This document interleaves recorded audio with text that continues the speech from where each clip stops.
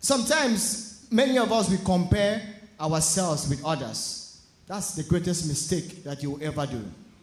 Sometimes you say, what I'm doing now is not the same thing that that brother is doing. Why can't I do it? This kind of talk have made people lose their life. This same talk has made people go to a place where they cannot remove themselves from certain habits anymore.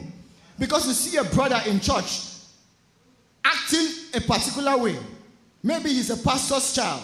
Maybe sometimes he stands here in the pulpit and you see him acting a particular way, but it is against the word. And you say, if Brother William do it, then I can also do it. You are going to destroy yourself.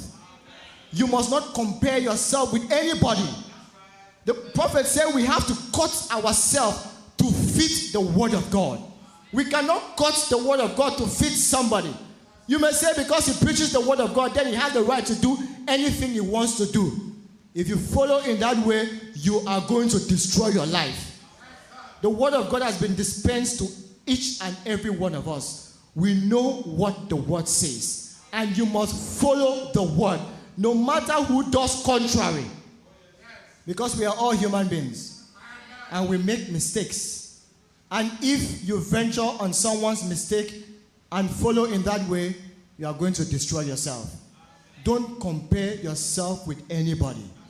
Don't say, this brother is just flying in the spirit. Everything is working well for him. How I wish I was like that. You don't know the sacrifices he has made. You don't know how far in the experience he has had to be able to flow in that wavelength. And so, when God or a painter, when he's painting something, when somebody is carving something, this artist, Brabham said they have to expose it first to the Hall of Critics before it is taken to the Hall of Fame. You may not like what I'm saying right now, but listen. God will expose you to demons.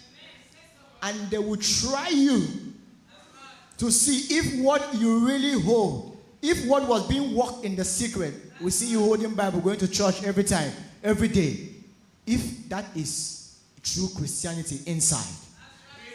He will expose you to demons. You will get trials and trials upon trials.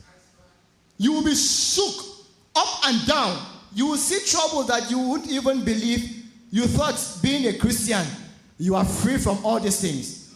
But you will see something. That's God trying to prove, because he compares us to a lily. The only way you can release opium from a lily is when it's mashed. And as a Christian, when you are mashed, we will know the odor that will come out. If it's the odor of Christianity or if it's the odor of a hypocrite. Or you might not necessarily be a hypocrite, or maybe it's an odor of an immature Christian. People can't stand trials again. People are becoming weak. But if there is no battle, there is no victory. There is no way you can bypass. Job was a perfect man. But God brought trouble to him. It was God that boasted to Satan. Satan not going to ask God, hey, have you seen Job? God called Satan and began the conversation and brought the test. And so, in Christian life, you are going to expect troubles. You are going to expect pressures upon your life. But the very best thing to hold on is the word of God. Because if you don't hold on to the word of God, you will break loose. If you don't hold on to